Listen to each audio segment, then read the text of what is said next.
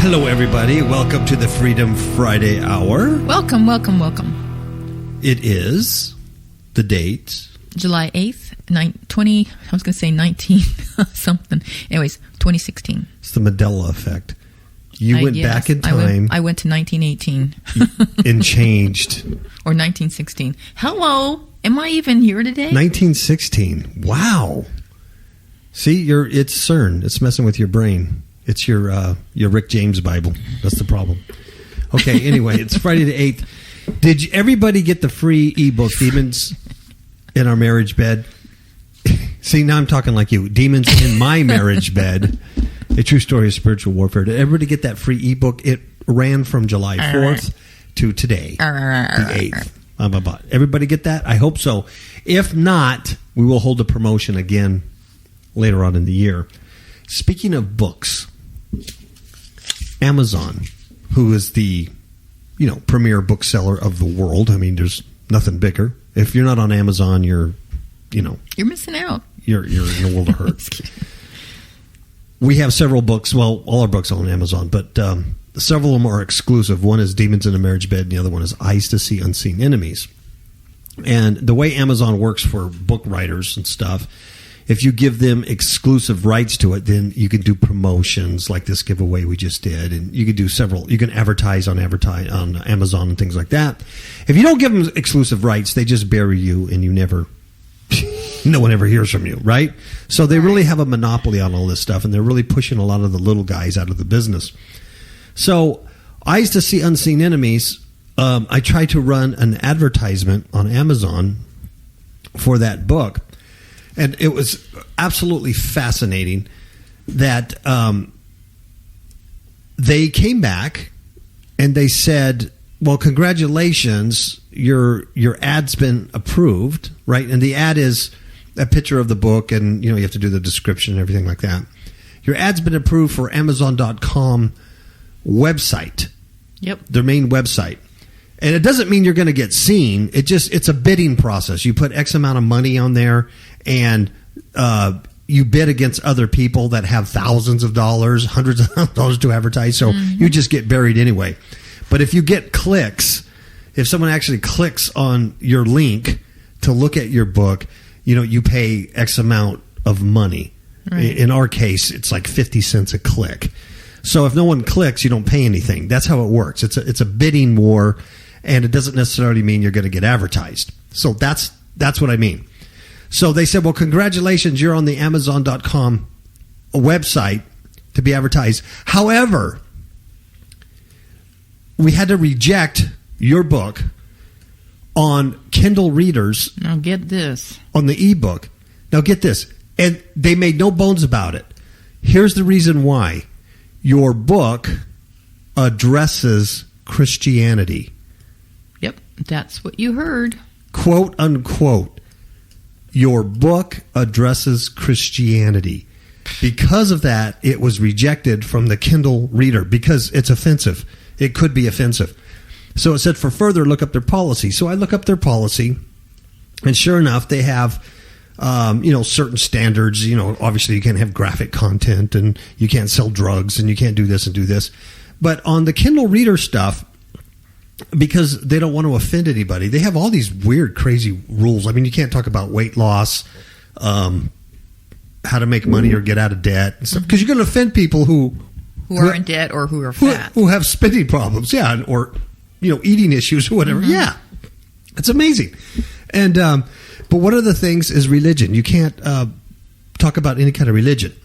So it says all religion, not just Christianity. I mean, it doesn't name it specifically, but it says all religion, any kind of religion stuff.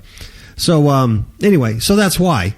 And I think that's was quite fascinating to show the times we live in, where we've come, as a nation, or, these companies. I mean, there was a day that, that would be unheard of. But anyway. It was just shocking. It was. I remember when you told me that, I had to read it myself. Yes. In fact, Not that I didn't believe you, but it was like, I got to see this for myself. Yeah, because I've heard other people say, well, we got rejected for this, for Christianity, because we're Christian. And they assume things. They assume it didn't, get put forward because it's Christian. But this is not an assumption. They absolutely told me up front, Yeah. Quote unquote, your book addresses Christianity. That's why. Pretty amazing stuff. So what are you going to do? I mean, that's the world you live in. If I wrote a book about a pink dinosaur, not a purple one, but a pink dinosaur named Pinky, and it hatched an egg in an unknown world, and it met some friends, some little kids, and they helped it get back to its dinosaur reality through the Mandela effect, then I could be advertised, and it would sell as a children's book. But you're actually trying to expose unseen enemies within a Christian context, and that's offensive, or it could be offensive. I don't know. I have no idea. I hate this place that we live in. I absolutely do. I hate this world. I hate everything with this world. Yeah. To be honest with you, this show is very hard to do a lot of times. It's very toxic because you have to study all the news and look at stuff. But I just felt, when we first started doing this, that we had to talk about the perilous times. We had to talk about the evil. We had to expose the evil to the light. We had to show people what exactly was going on so they knew where they were at in time, that their time is short. I mean, we absolutely believe that. There's many others who believe that, that we are living in a very short time. I don't know how short. I wish I could tell you that. Yeah. But no one knows the day or the hour. I don't really know how that looks like when it all ends. But the times, we are heading globally in a direction that's not positive. It's and I know historically these things are cyclic. You go through dark periods and periods of light, but this is a very dark period. It's hard for me to imagine that it will ever come out of that dark period into a period of enlightenment. We've already been there and done that. That it's the close of the age, the Messianic age. That's just what we believe. Where do we get this stuff? We get it from the Scriptures. Mm-hmm. Where did the Scriptures get it? They got it from Jesus, of Christ of Nazareth. So that's where we're getting this stuff from. And so it's kind of like warn people about what's going on in their culture, in their world, in their towns, in their politicians, in their education system, in their philosophy, in their society. Warn them about the evil and the perilous times. And since we've been doing this show, since we've been doing KAPOW Radio since the end of 2011, that's when we started it. Gosh. Yeah, it was like October, November 2011, so you can almost say 2012. We've been doing it a few years. It has gotten darker and darker. It has not. It hasn't gotten better or just stayed the same. Like, we're just talking about the news all the time and nothing really happens. It's getting worse and worse. And there is a demonic horde out there. Yep. I am not lying to you folks. They're all over the place. They are just influencing, oppressing, oftentimes controlling and possessing a great deal of a person. Yeah. If not in total control of the person, they're controlling a lot of their thoughts and actions, whether they realize it or not. Yep. They're all over the place. And if you're a Bible-believing Christian and you're out there, you will see humans that are being influenced by entities. You can see it in their eyes. You can see it the way they look at you, because if you're walking in the Spirit, they know who you are. They know the Spirit that's in you. Yep. And you can see the way they look at you, the way they stare at you, the look in their eye. And I've heard from other believers, and it's happened to us, it's happened to Marcos, it's happened to a lot of other believers, where there are days they feel like they're being attacked physically, like these demons want to run them over. Mm-hmm. They almost get in near car crashes. They want to destroy you. Yes. In fact, today, I am not lying to you. Miss KAPOW and I today had 3 separate incidents within like 2 hours, mm-hmm. where a driver almost backed right into us. Not hit us going forward, backed into our car. 3 seconds, and it was unbelievable. Yep. In fact, there was a Corvette in front of us, And I said, 666 on it. yes. I told Miss KAPOW, I go, look at that license plate. It was a Nevada plate. It had some numbers and the letters, and then the last were 666. I said, can you imagine having that on your plate? Well, do you know that car went to the same lot we did, stopped in the middle of the driveway? Yep. I mean, for no reason, just stopped. And I was right behind him, and then just parked real weird, pulled over, and just stayed there. Yep. Didn't get out, didn't do anything. And then we went and did our business. We came back, and then it drove off. Yeah. Coincidence? Weird. Who knows? I don't know, but it's just odd. It's just odd. So, Paul, put your tinfoil hat on, whatever you want to do. Go hunker down in your house and watch signs. I'm just telling you, this is... Yeah. It's my opinion, all right? It's my opinion. But I do think there are demonic hordes everywhere. You could see it in the news. We're news hounds. Mm-hmm. We're looking at this junk every day, and I could see it just, man, we're just going to a place that's very, very bad. Do you have hope? Of course you have hope. Amen. You never give up your hope. Not that this place gets better, but your hope that you are saved from the evil. That's right. Your salvation is not in here or in your career. It's not even in your religion. It's not in your church. It's not in the music you listen to. Your salvation is in Christ Jesus of Nazareth. That's right. All right? That's where your hope is. That's where your salvation is. And we're in the Messianic age, and at the end of that age, it's going to consummate. That's right. And he's going to take us from all this stuff. Amen. And we will be rewarded. Looking forward to that. Exactly.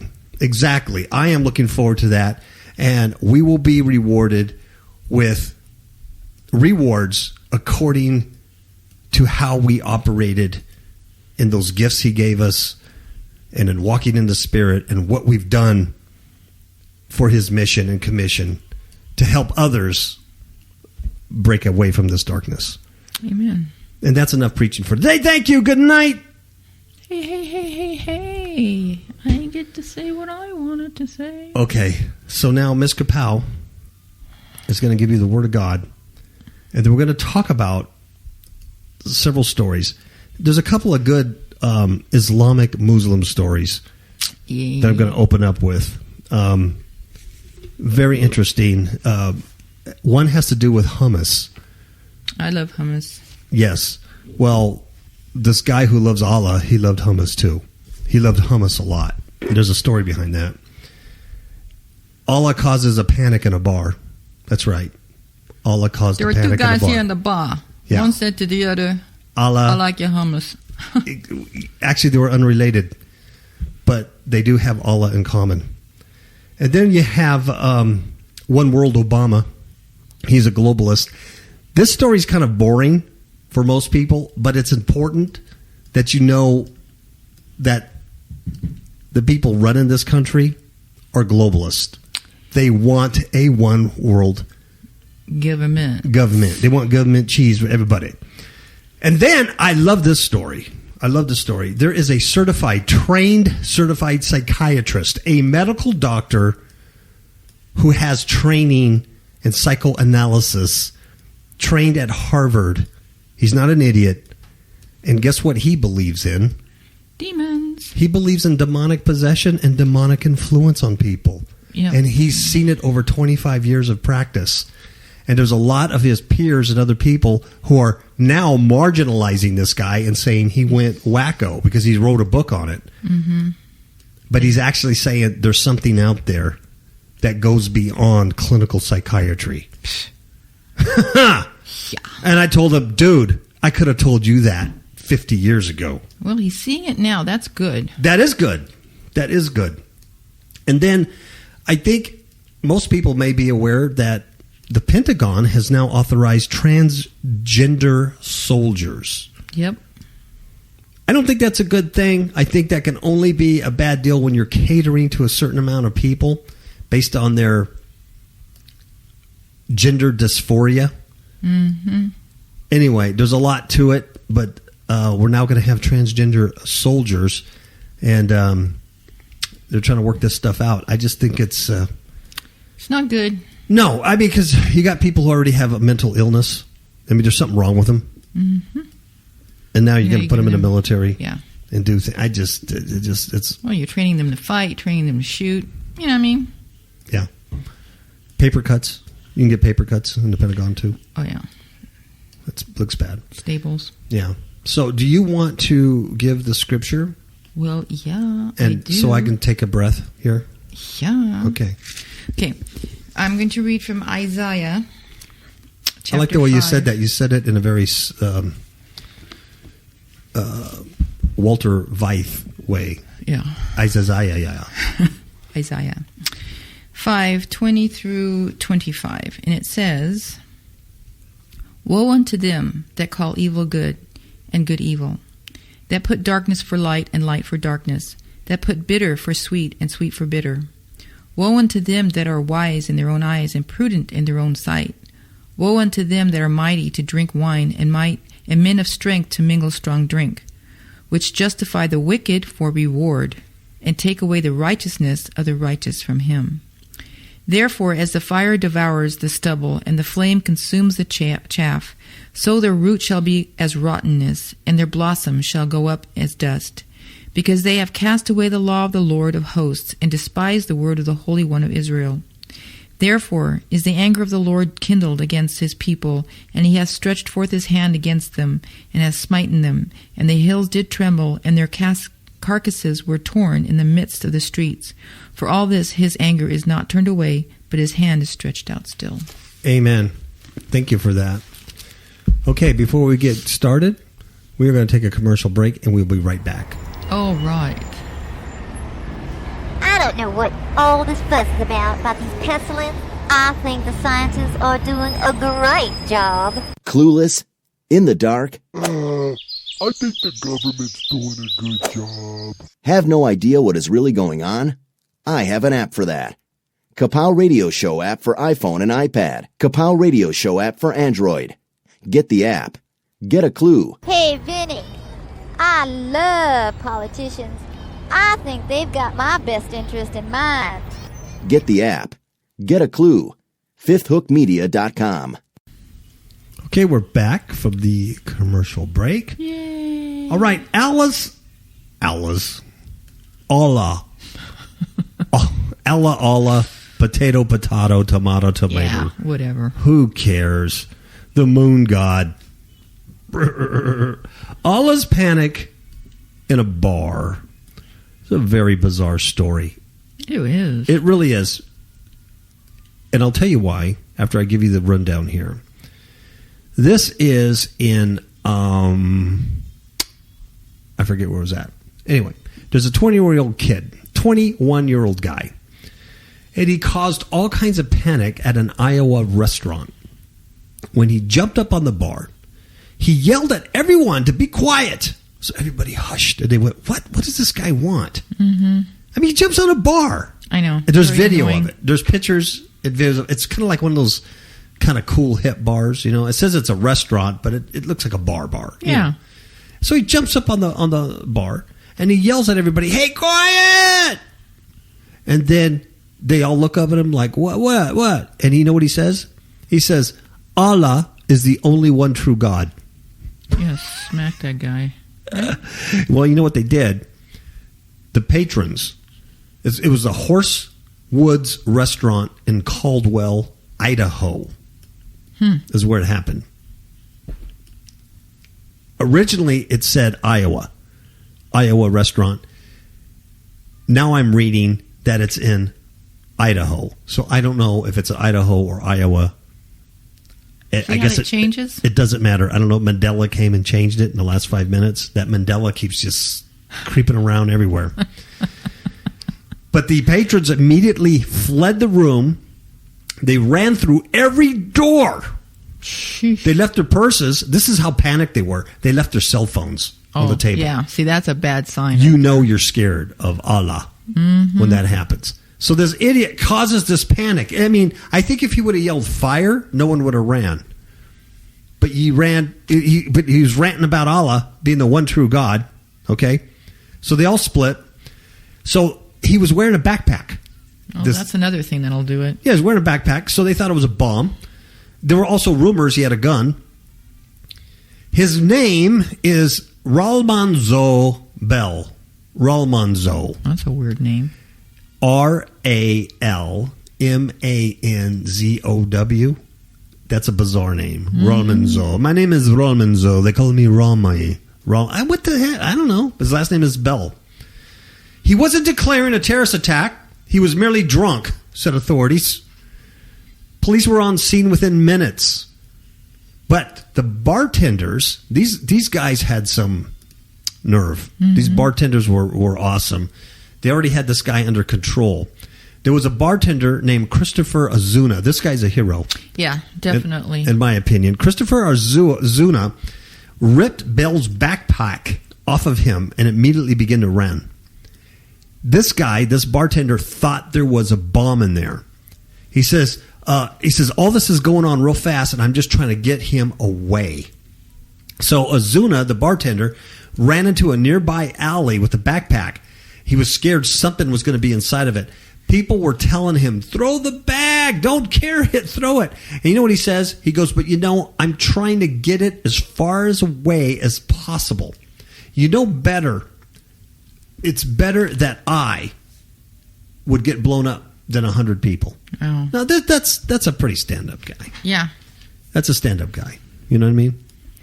And then staff members tackled this kid to the ground, and they held him until the popo arrived. And they were just saying instincts kicked in. You know, we didn't know what to do at that moment. It just kicked in. So they restrained him. And then what they found in his backpack was a bunch of booze. There was no gun. There was no bomb. Just a bunch of booze and all that stuff. And, of course, he scared the heck out of everybody. And he was charged with disorderly conduct. That's it? Yeah, well, yeah. What are you going to do? Disorderly conduct. What are you going to charge him with? And the case was sent to the FBI just to look at this guy. There's a reason why he said that. You know, who knows why he said that. So the FBI is going to look at that. But here's what I found the hook to this story. Here's what I found very weird. That when he sobered up, when this kid sobered up, he said that he was shocked at his own behavior. Yeah, that is odd. How could you not know that you were going to do that? I mean, it's possible he was just super blasted, you know. But you'd still have some kind of a memory. Yes, and then what went through your head to jump on the bar and claim Allah as the one true God, you know, under a drunken stupor like that. But I thought it was an interesting statement for a 21-year-old kid to then sober up and say, I was shocked. You know, when they told him what happened and what he did, he was like, I don't know why I did it. Yeah, I don't know why I did it. Very interesting. Is it possible alcohol-induced mind control? Is it possible that he's demonized? Obviously, to use the name Allah, there's a lot of possibilities here. Very strange. Very strange to do that in public. I think he was fortunate, too. Yeah. That there wasn't an armed citizen in the restaurant, or the bartenders didn't just whoop him up pretty good. Oh yeah, I think he was pretty fortunate. Armed citizen in the restaurant may have took action and shot the poor devil dead.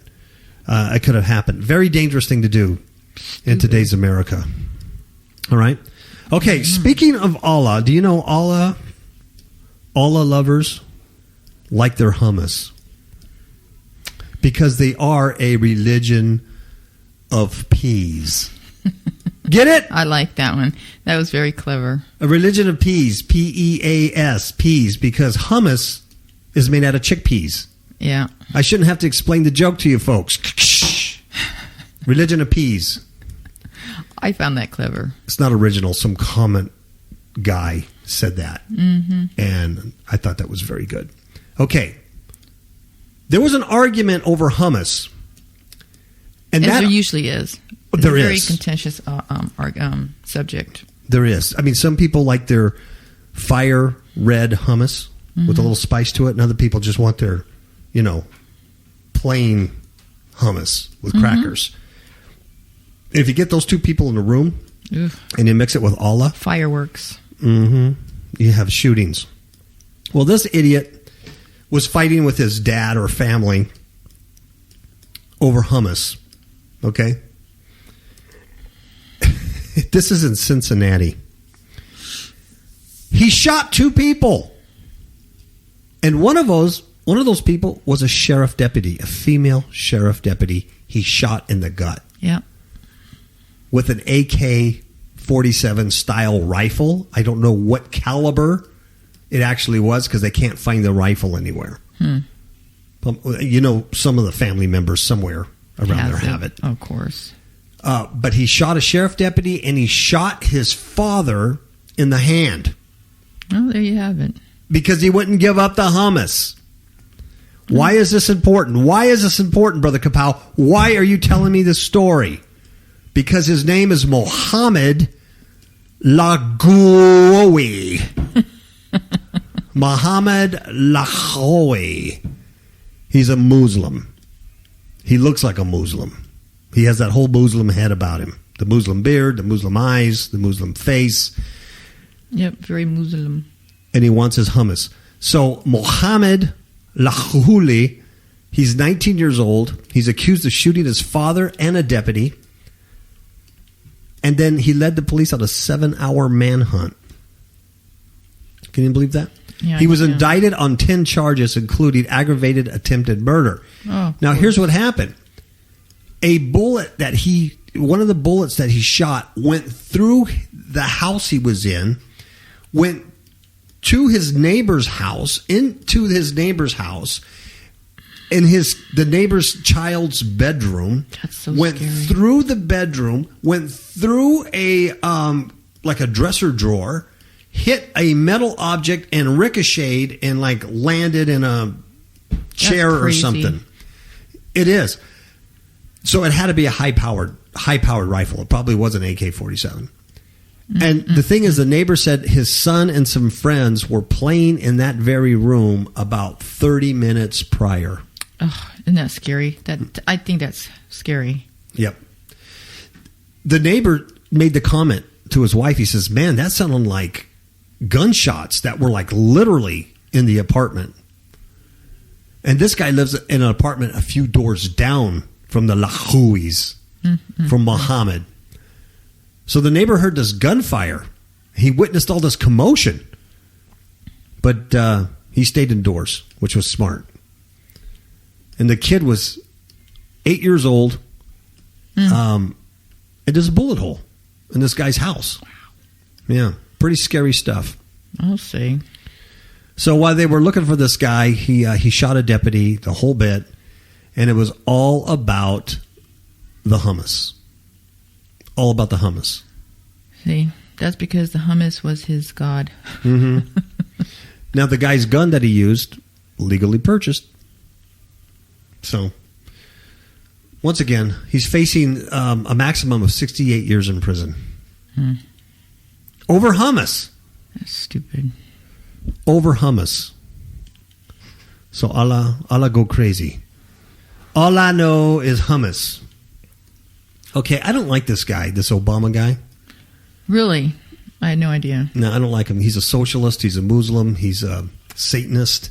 See, but had you not told me that, you would never know. No. He's the very worst president we've ever had. He should have never been elected president. He's not even a citizen. Do I need to go on? You I'm a can birther. if you'd like. Obama is a globalist. And this is from the New York Times. It says Obama will need his oratory powers, because you know he has super oratory powers. Did you watch the video of him and that crazy Hillary and the campaign trail? Oh, I heard it. And he says if you're voting for the other side because of economics he's just flapping around. His mouth is flapping in the wind, stuttering. He had no teleprompter. Yeah, well, but he has oratory powers. Oh gosh, I just detest this guy. I do. I just, and the whole socialist regime. Yeah. Good night. What a bunch of kooks. Okay. Obozo, that's his real name. President Obozo. He's traveled to North Carolina with what's her face? Cankles, Hill Dog. And he's going to Europe. And he's going to press an argument that could define foreign policy in the next 6 months of his presidency. That's all he has left. Why don't you just go golf like you always do? Just go hide and eat your hummus and golf. But no, he's got to make one last stand. Yep, I know. Go away already. Okay, so here's what he's going to press. That Americans and Europeans must not forsake their open, interconnected societies for the nativism and nationalism preached by who? Donald J. Trump. And of course, Britain's Brexit people. Yeah. It says, few presidents have put more faith than Mr. Obama in the power of words to persuade audiences to accept complex ideas.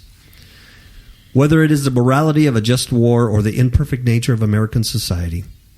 Yet countering the anti-immigration and anti-free trade slogans in this election year, he will require all his oratory skills. Wow. To convince people otherwise. Of course. Now, he road tested his little pitch, over the last 2 weeks. So instead of sitting in the White House doing what he was elected to do, to be a president, he's running around with cankles. I don't think that should be right. I really don't. I think that should be against the law. That's a conflict of interest, I think. What does a sitting president have to do with anybody running for his job and then endorsing that? Can you imagine if you worked at a regular job? I work for a police department, and I'm on the promotional list for lieutenant, right? Mm-hmm. And there's another competitor, 2 other competitors, and the chief of police is now running around with that other competitor, yucking it up. So I endorse this guy. Mm-hmm. I think you'd have a lawsuit on your hands. Yeah, but not in politics. So big ears and no ankles. They're running around together. He road tested his little pitch in 2 very friendly venues. One is Silicon Valley, because they love, they love all that stuff. And Canada. Yes. And now he's going to take the case to North Carolina, which he did with Hillary. It's a swing state. And it has been hit hard by the forces of globalization. And then he's going to take it to a NATO meeting in Poland. And here's the catch. This is what he wants to do. The alliance members will grapple with the effects of Britain's vote to leave the European Union, Brexit.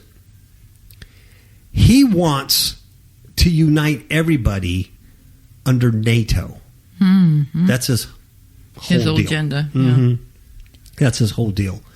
And Hillary reversed her previous position on the Trans-Pacific Partnership, the TPP. Yeah. She was against that at first, and now she's turned it. Backpedaling. Right, yes. Yeah.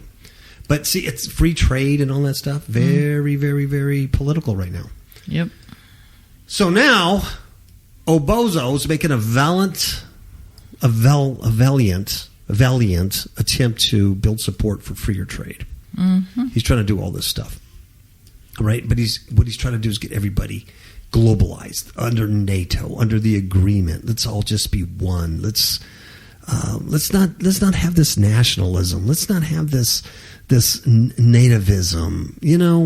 Let's not be separate like this Trump guy wants. Let's just be all one and sing kumbaya and accept my mark of the beast. That's right. There you go.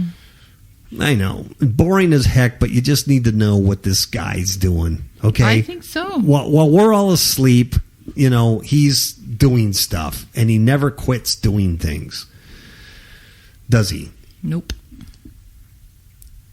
I want to talk about the psychiatrist. This interests me a lot more than Obama. It really does. This guy, his name is Richard Gallagher. Mm-hmm. Gallagher. He's a board-certified psychiatrist.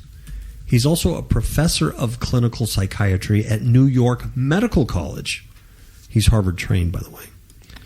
He's at work on a book about demonic possession in the United States. What? I know. This is a rare guy. This is rare. And like I said, he's taking some heat over this. Here's what he writes. He said in the late 80s, he was introduced to a self-styled satanic high priestess. She called herself a witch. She dressed the part. She had flowing dark clothes, black eyeshadow around her temples. In many discussions, she acknowledged worshiping Satan as his queen. Right? Mm. He says, I'm a man of science and a lover of history. After studying the classics at Princeton, I trained in psychiatry at Yale and in psychoanalysis at Columbia. Not a dumb guy, is he? Nope. That background is why a Catholic priest had asked my professional opinion, which I offered pro bono, about whether this woman was suffering from a mental disorder.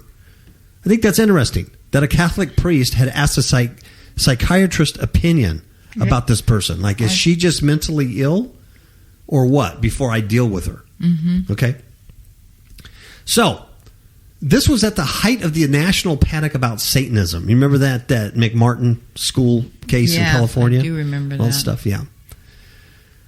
So, he says, I was inclined to skepticism, but my subject's behavior exceeded what I could explain with my training. Really? And here's what he says. He says, she could tell some people their secret weaknesses, such as undue pride.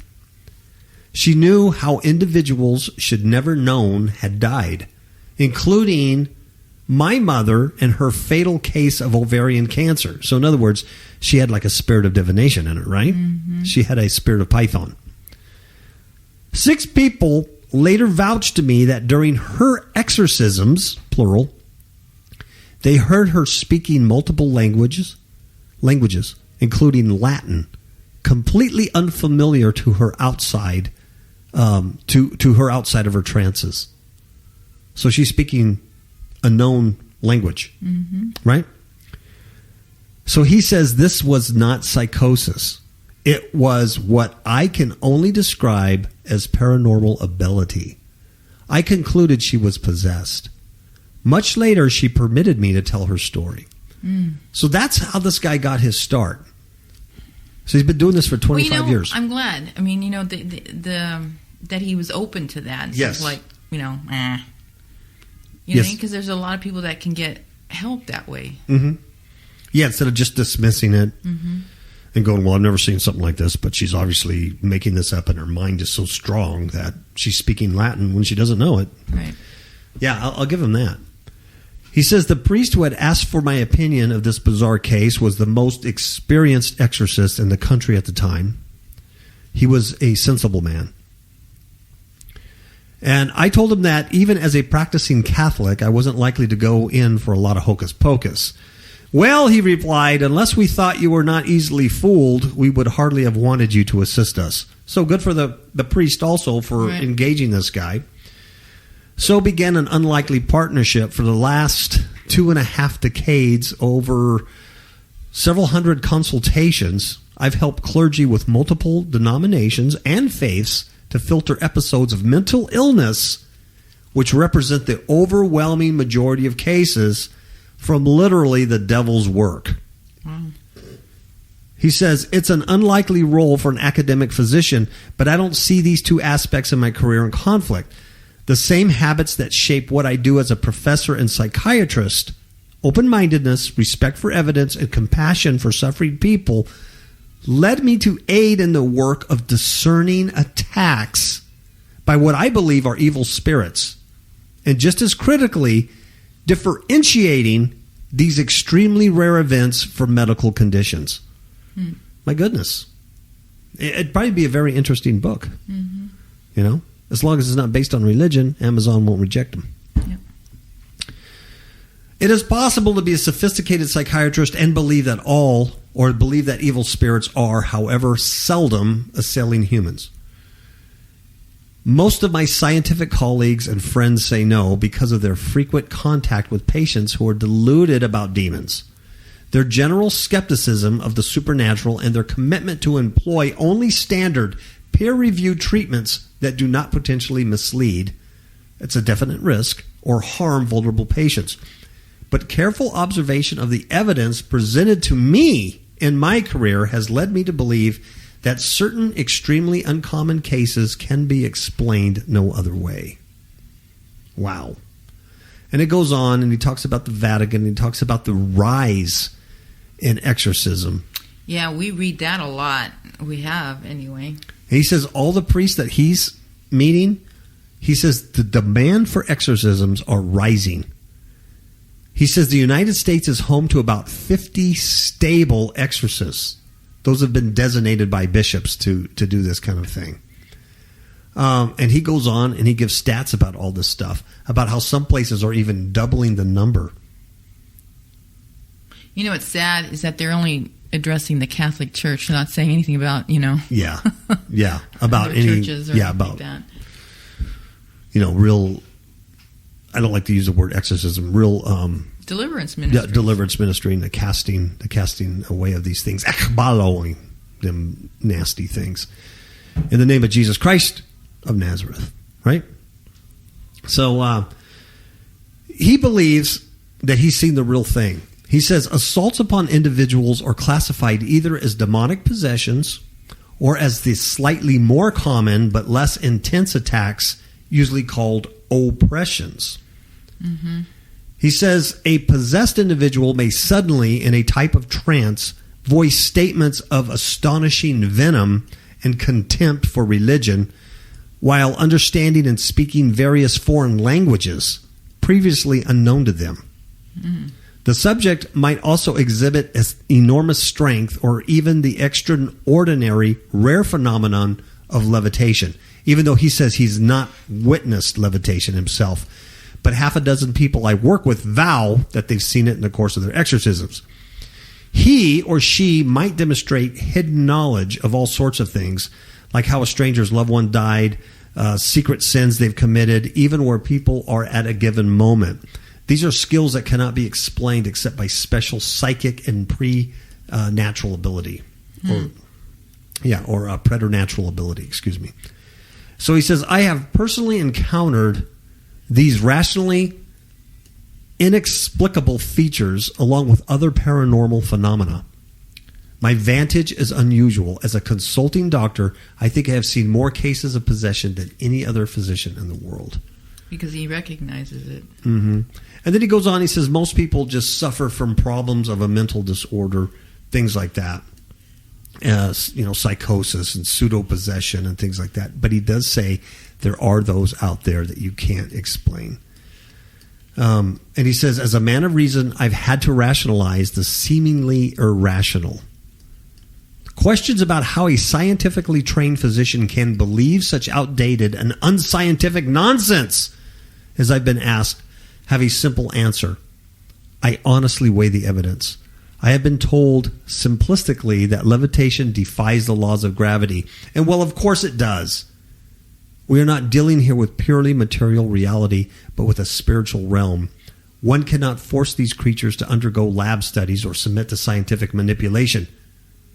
They will also hardly allow themselves to be easily recorded by video equipment, as skeptics sometimes demand. Right? Yep. Nor does the church wish to compromise a sufferer's privacy, and more than doctors want to compromise a patient's confidentiality.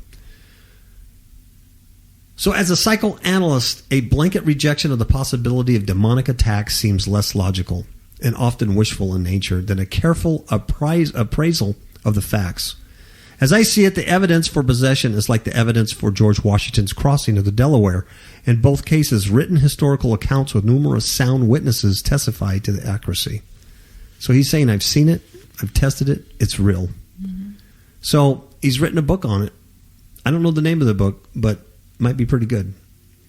Interesting, to say the least. Mm-hmm. And I'm glad that he's out there and that he's kind of putting his career and his reputation out there. 25 years he's doing. He's saying, hey, there's something more to this.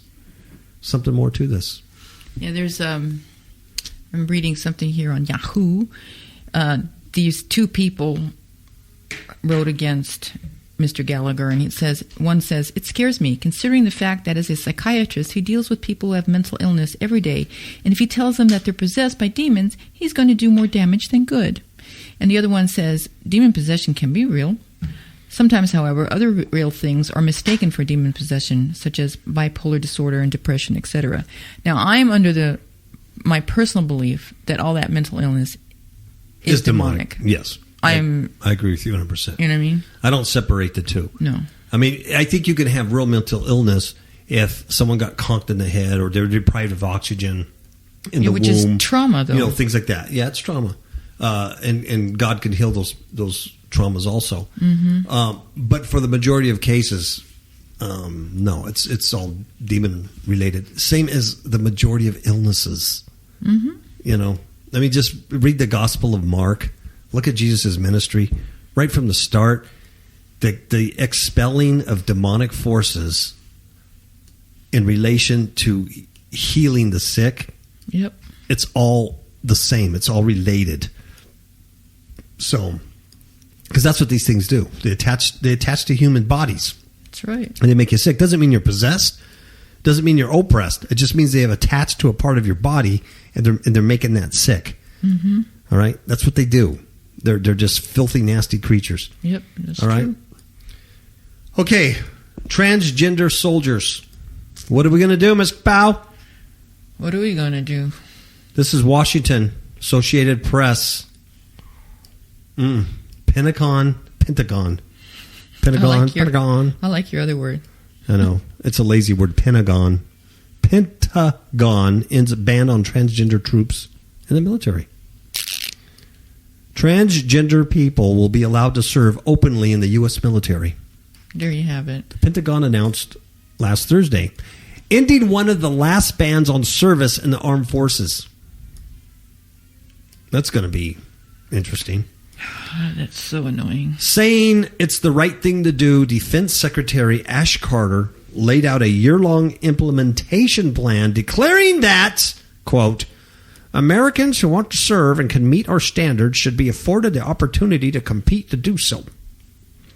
Our mission is to defend the country, and we don't want barriers unrelated to a person's qualification to serve preventing us from recruiting or retaining the soldier, the sailor, the airman, or Marine. Well, see, you already got a problem there because you already called it an airman. You may have to be called airwoman or air thing. Mm-hmm. Okay, because now you got these, you can't call it a he or a she. A lot of times they just want to be a they or they're non-binary. Exactly. You just call it a non-binary. See, you got all kinds of problems here. Once you kowtow to political correctness. Exactly. Okay, so they want to get the people who could best complete the mission, right? That's right. Right? Hoorah! So under the new policy, by October 1st, that's right around the corner. Kana.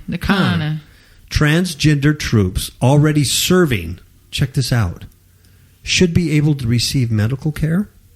What does that mean? It doesn't elaborate, but does that mean that the taxpayers are going to pay for transitioning surgeries and stuff? Sure. I don't know. Does that what that means? Sure it does. Who else is going to pay for it? I mean, they're not going to pay for it. Well, I know, but I mean, why would that be an important sentence to put in here? Transgender troops already serving should be able to receive medical care. If you're a transgender troop and you cut your hand while peeling potatoes, right, in the barracks, would you not receive medical attention? Mm-hmm. Of course you would. So what's the difference under the new policy? By October 1st, they're going to receive medical care. To me, that reads that they're going to get transitioned exactly on my dime. That's right. And I have a problem with that. I have a problem with that. They do that in prison already. They do. California, Cuckoofornia. So why wouldn't they do it here?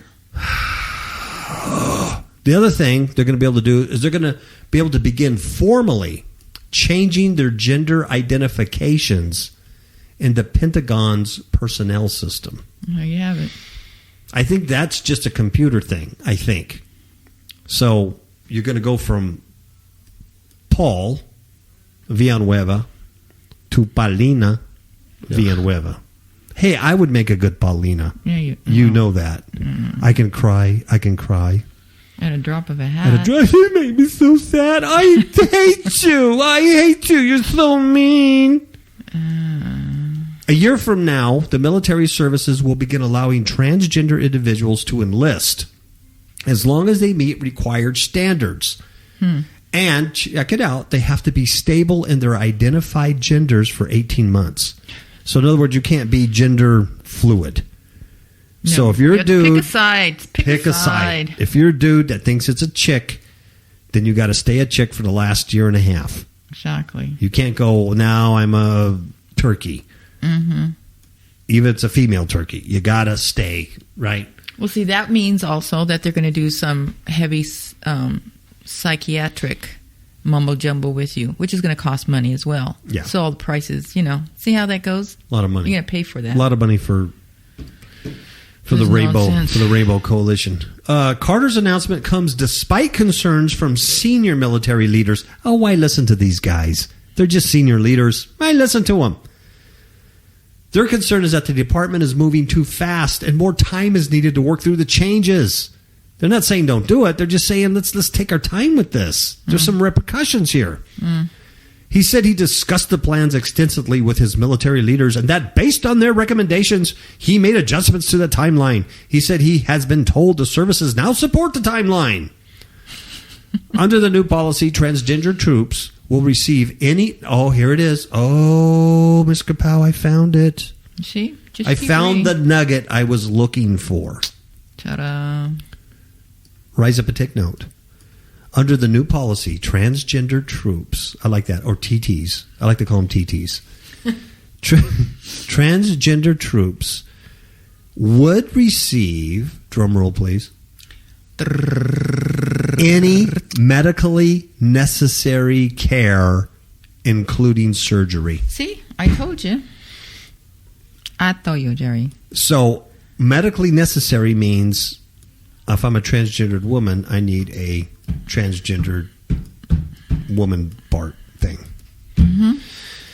Oh. Yep. God bless America. God bless USA. I'm proud to be American. We should know what's true. Oh, I used to, but now I don't because I don't know if it's a man or a woman. Is that really the lyrics? Are you making them up? I don't know what Lee Grinwood sings or wrote. I just know that they've been playing that song for the last 18 years. It drives me nuts. Well, I'm a transgender. You ruin a lot of my songs. Okay. I'm a transgender vocalist. I go from, sometimes I'm doing, Cher. I'm singing Cher songs. The next time I'm singing Lee Greenwood songs. That's what I do. Yeah, okay. The new rules also give military commanders flexibility, noting that not all transition cases are the same. Commanders will have the discretion to make decisions on a case-by-case basis, including... that makes me feel better. Oh, check this out, including on job placement. See, you know what I mean? So now you're a dude, and you think you're a woman, and you get in there, it's like, well, I can't put this chick in combat or whatever because he's a dude, so I got to give him a... Potatoes. Yeah. Let him he's carve potatoes. A cushy job, and then he can earn his degrees and get a master's degree and everything on taxpayers' dime, and then totally transition. Maybe I'm reading too much into it. I don't think so. But this includes discretion on job placement, deployments, training delays, and other accommodations based on the needs of the military mission and whether the service member can perform their duties. If a woman is transitioning to a man and she says, I identify as a man, then that woman that has transgendered to a man needs to do a man's duties, regardless. See, this is playing both sides of the fence here. Mm-hmm. This is having your cake and eating it too. It's really, yeah. It's what I was reading this earlier today. Yes. In the scriptures. Yes. It's exactly what it is. For people coming to the military, the plan says that those with gender dysphoria, a history of medical treatments associated with gender transition, and those who have had reconstruction surgery may be disqualified as military recruits unless a medical provider certifies that they have been clinically stable in the preferred gender for 18 months and are free of significant impairment. And transgender troops receiving hormone therapy must have been stable on their medications for 18 months. Wow. Okay. The policy provides a broad guideline for transgender service members. A broad guideline for transgender service members currently in the military. They will be able to use the bathrooms, housing, uniforms, and fitness standards of their preferred gender only after they have been legally transitioned to that identity. Wow. Now, next year, they're going to develop and distribute training guidelines, medical protocols, and other guidance to help commanders deal with any issues or questions about TTs. Oh, my goodness. My goodness. Just last July, Carter said he intended to rescind the ban, calling it outdated. He has long argued that the military must be more inclusive to bring in the best and brightest. Really? So a dude who thinks he's a woman and dressed like a woman like the Brucey boy is the best and brightest?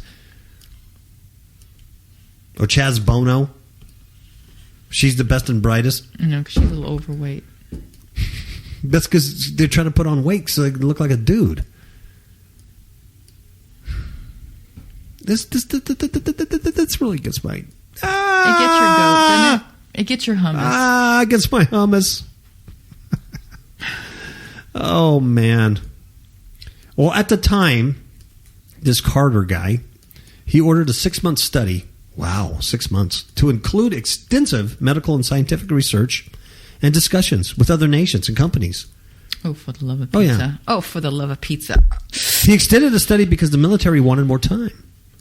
Official says he wanted to ensure there was no impact on military readiness. But over time, he became frustrated with the slow progress. And he says, hell with it. Let's do it now. And so October, he's doing it now. Heck with the study. Heck with the study. We've got to do it now. We've got to do it now. Well, this representative, Mac Thornberry, he's a Republican from Texas, the House Armed Services Committee chairman. Here's what he said. He called the announcement another example of the administration, the Obama administration, right? Quote, prioritizing politics over policy. Oh. That's all this is. He questioned whether the change would affect military readiness and said the committee will push for answers. Of course, others praised the move as historic. It's historic. The decision, said Aaron Belkin, director of the California-based Palm Center think tank, it enhances readiness as well as core values of honesty and integrity, an enormous accomplishment with a durable impact on all service members. Yeah, it's going to have a durable impact, all right. Mm-hmm.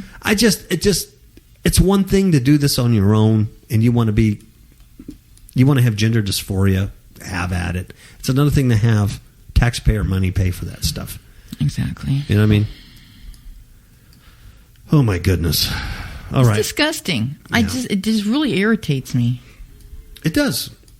And that's what I love to do. I love to bring news that is annoying and irritating and to say we live in these perilous times and they're annoying and irritating. You know why? Because Satan is annoying and irritating. Oh.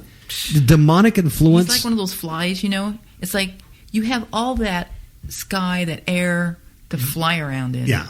You have all that place right there. No. Why do you got to fly right here in my face? Yeah. Why? Yeah. And that's when I get my fly swatter out and I kill it. Exactly. See, I take great pleasure in that. From the very beginning, in the garden, when Satan says, Did God say you should not eat of every tree of the garden? Surely thou won't die. He just wants you to open your eyes and be like, Ever since he said that, his annoying philosophy, his annoying voice has never stopped. I know. And this kind of crap, spelled C-R-A-P, this kind of crap is that same annoying philosophy. It's the same annoying. Surely your eyes will be open. You'll be transitioned. It's the same. It never ends. He's so annoying. So that's why these stories are annoying. That's why all shooting people over hummus is annoying. That's why all of having panics in a bar is annoying, right? That's why Amazon rejecting the book because it addresses Christianity is annoying. And that's why Obama's annoying. That's right. Right? That's why my voice right now to your ear is annoying. Because I go annoying. And I drag it out annoying.